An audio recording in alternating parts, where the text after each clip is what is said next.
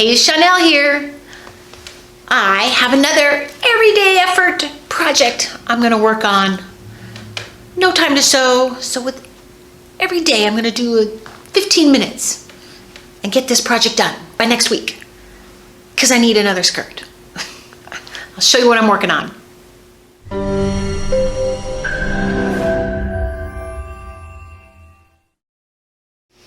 Well, I found some more fabric I want to make another skirt out of. So, and I'm going to do my favorite skirt. I love this skirt so much. I created my own pattern for it, and I printed it off, made it a PDF and everything so that I could share it with you guys. And I just love, I love color combinations. So this is just a perfect way to put my color combinations into one skirt. So this skirt, I'm going to be making it with my favorite color combo, which is brown, black, and white. I happen to love brown, and I've had this fabric for years, so I'd only need a little piece of it, so I'm gonna be working on that. And again, I have no time to sew, so I am going to just cut it out today, and then I'll come in tomorrow. I have a class, so right after my class, I'll do the first part of the sewing, and probably by the end of the next week, I'll have this skirt ready to wear. So, I'm gonna get started. Okay, so I have my top cut out, and I've added bias strips here because I think I'm going to put contrasted bias strips between the layers like I did on the other one. And I'm going to use pinking shears on this fabric because this fabric just shreds. Well, it's not crazy shredding, but it does fray a lot. And it drives me crazy while I'm sewing. I'm going to use pinking shears. Get this all cut out, and then I'm going to cut out my bias strips. I did a 2-inch bias strip. And what I'm going to do is just fold these in half and 5/8 inch seam allowance here, and just have a little part peeking out. So I'll finish that up and cut the other pieces. Okay, day 1, 15 minutes. Got my pieces all cut out. Brown, black, and a white. And some bias strips. I'm ready to sew. I'll do that tomorrow. Well, I'm back for another day of sewing. And we're going to start with making the bias strips. So I have the brown and the black to get prepared. What we're going to do is take these two pieces. When you cut the bias strips, you should always have the 45-degree angle cut right there. So there's one on each end. Like this is actually the selvage end here, so I know it's exactly correct. And then those actually get sewn together right here, like that. And then the brown, same thing. So we have the brown ones, and I've got this one pinned already, so we'll actually be sewing it right like this. So I've got it right sides together. I'm going to sew it just a 1/4 inch seam right there, and it's a little tricky. You don't actually just take these pieces and sew them. You don't even sew them that way. You actually have to think about how they're gonna get turned. When you turn them inside out, you'll actually pin them here, and you always have like a little tail right here going out that way. And then if you sew it a 1/4 inch, these two edges right here should be even. So I'm going to sew those, and then I'll show you. We'll press them open and see how that looks. Okay, here we have our bias strip out. We have the seam that we just sewed right here. I'm going to press it open, get nice and smooth.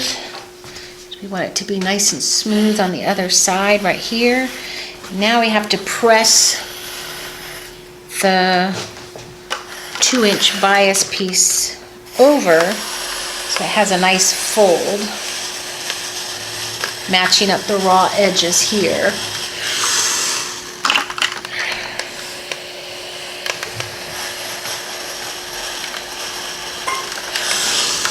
Letting it cool so I have a nice strong crease, and this should just be a nice stretchy piece of bias. Nice and even.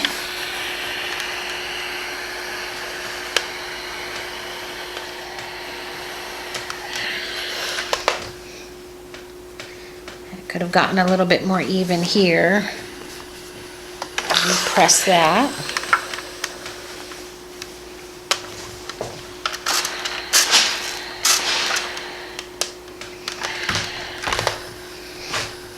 And you can see where the bias or the seam is right here, and then it goes over onto the other side.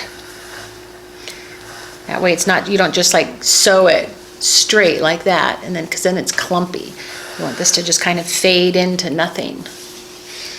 And we finish that off, and then we're gonna attach it to the skirt. I'm just gonna baste it on. Okay, so now we have my spliced pattern pieces laid out so I can figure out where I want to put the bias strip. My plan was to have the white or the black be on the brown right here.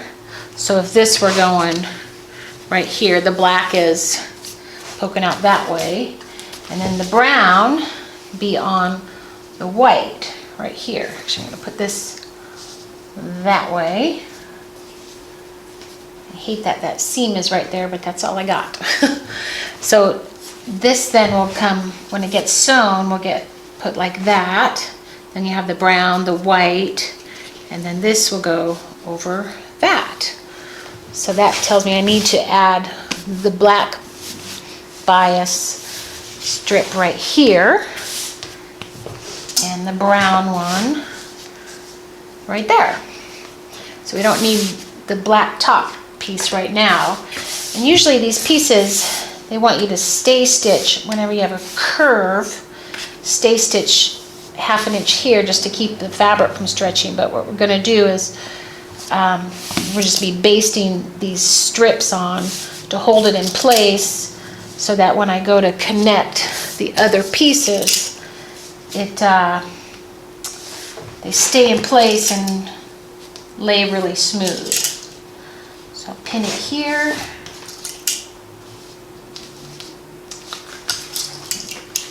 The brown one there, right there, and then the black one will be right here.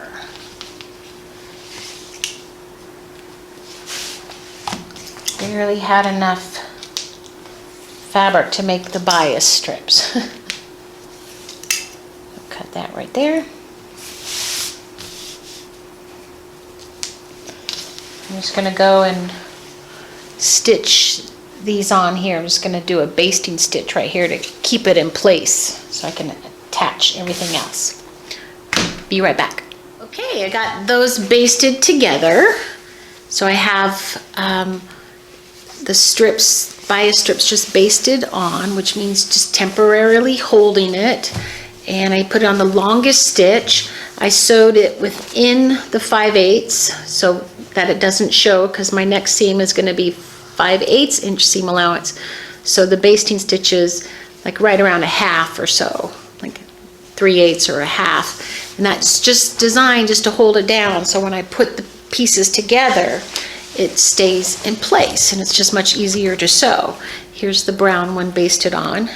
I use, doesn't even matter what color thread you use. I just had black on here because it's not going to be seen. The next one will be seen, but that's just baste the strips on. So that's my 15 minutes for today.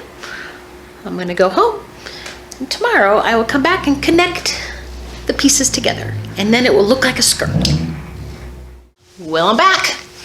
today I'm going to connect the 3 pieces to the front, the 3 pieces for the back. And so this is like the bottom part.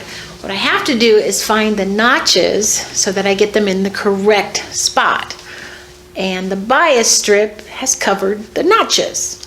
So I could transfer them over to the other side, but I think I'm just gonna kind of look underneath and pay attention to them. So notches are really important. They tell you where everything matches up. If things aren't matching up, go and check your notches, see if those matched up first. And make sure you also clip those notches. So this is how I'm gonna do the matching up. Okay, I'm gonna take this brown. I like to lay things out. When it's asymmetrical, you wanna kinda lay them out here. And this is how I want it to look at the end. So I'm gonna take the white and flip it over. Here's my double notches. I'm gonna find the other double notches. I'm gonna start with that. I'm gonna find the other double notches right here. And I'm gonna line that up.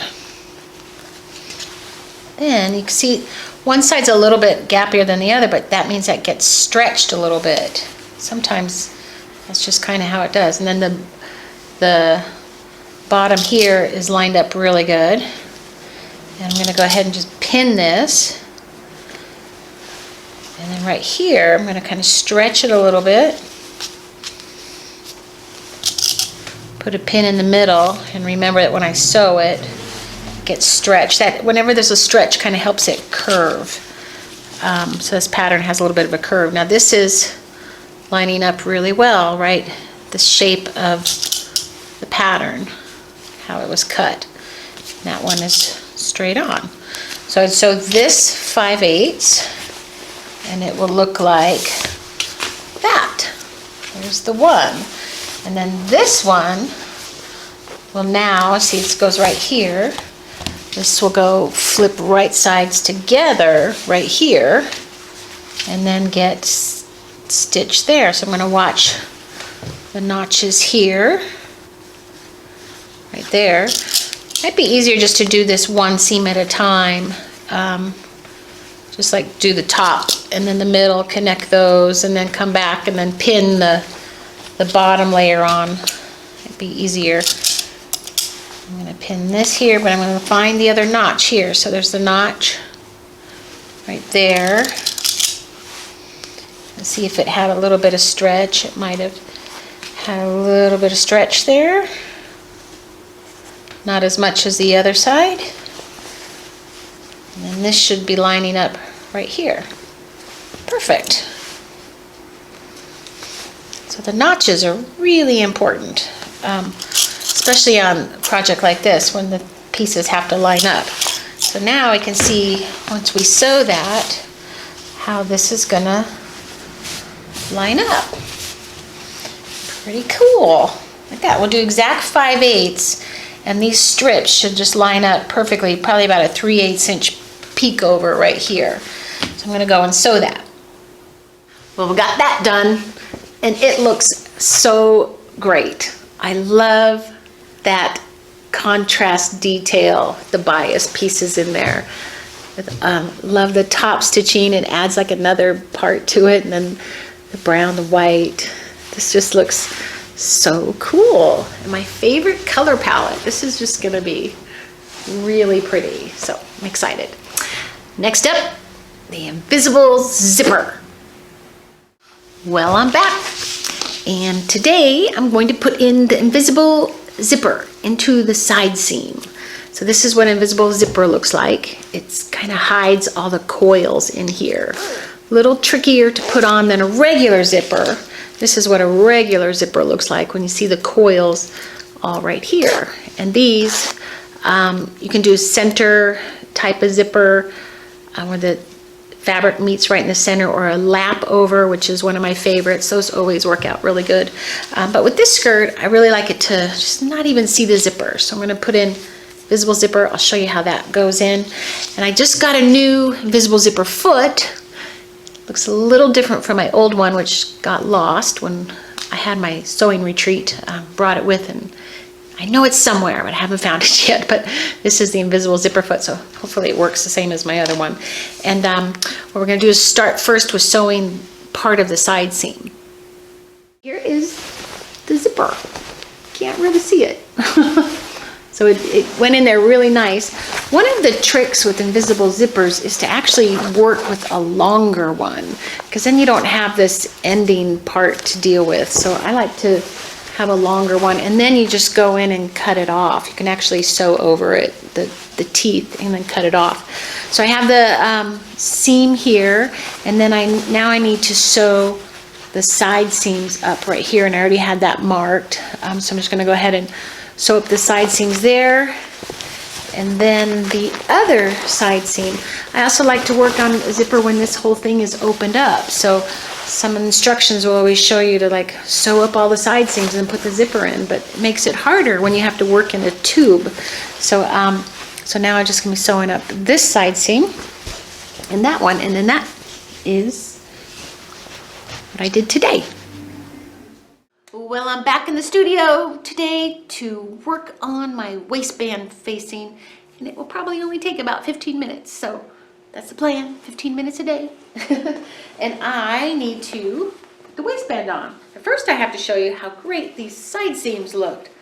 They turned out so great. I love the black and the brown extra top stitching on there. You have to really look at it to go, what's going on here? I see colors, but I'm not sure how they're put in there, and it looks really fun. So that's that one side, and then the other side just comes down with that part right there. So it looks great. So now, onto the waistband. What my plan is I'm going to use seam binding. I've got this, this is like a blanket binding. They use it for quilts and stuff, and it's just a double folded in bias thing. You buy it in a package, and what I'm going to do is going to try pressed it out like this, and I trimmed off about 1/4 inch on the side so that I have just a little bit narrower piece.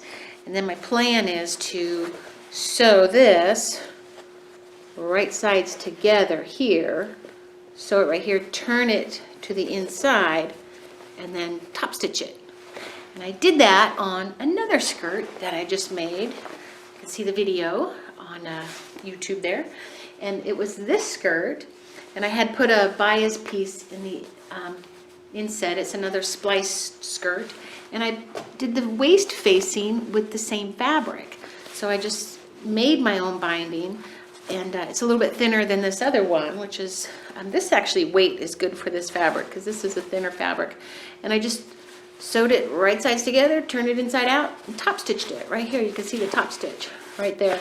And what I really like about this is I put an extension on the side, because I hate it when these tabs hit your skin and then they're just kind of itchy there. And then so then I add a little extension, put a little Velcro dot here, and then I just pop it over that way, and then this is on my skin. It's kind of protecting it from hurting. So I'm going to do that to this skirt. So I'm going to get started on that.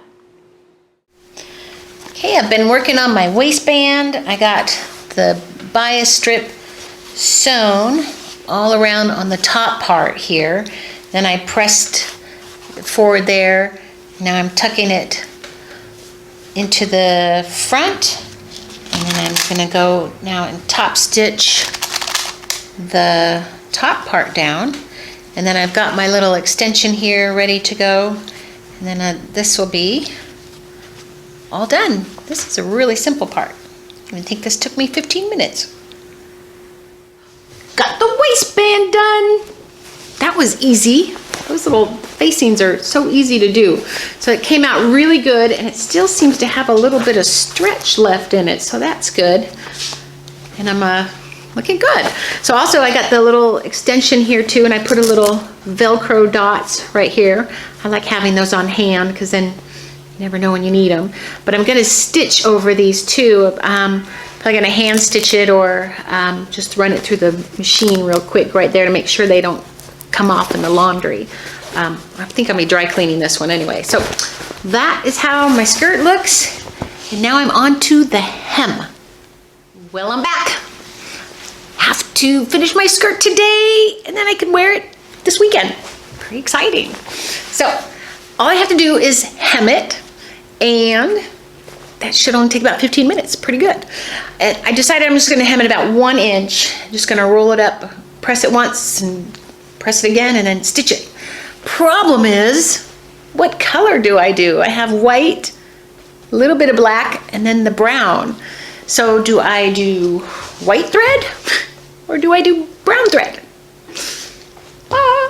I think I'm gonna go the extra mile and use both. I'm actually gonna stitch it, switch it out, because nowhere else in the skirt did I do a contrast thread, so I'm just gonna keep it with the theme. So take me about an extra minute. Oh my gosh, I think I can do it. All right, got my hem all ready to go. Got it folded up. Just did like a 50-50 here, pressed it, pinned it, put pins in the direction I'm gonna pull them out when I'm going through the machine. Makes life easier. And all I gotta do is stitch it down. It's gonna take a bit of time. Gotta change out the thread and all. And I don't think I'm even gonna sew over this black part. I think I'm just gonna do the little hand stitch right there, because it's, for one thing, pretty thick part. And then why not? So I'm gonna go sew this. Well, that was an easy 15 minutes. Got the whole hem done. Ta-da! And it looks great. Really easy hem. Just mark it up an inch, press it and press it. The whole trick to doing this and getting it done right the first time is to press it. Everybody skips on that. But that's how you get it real flat and everything. And then you press it after you stitch it, because sometimes it has a little curl in it. So here is a picture of me wearing it. All done.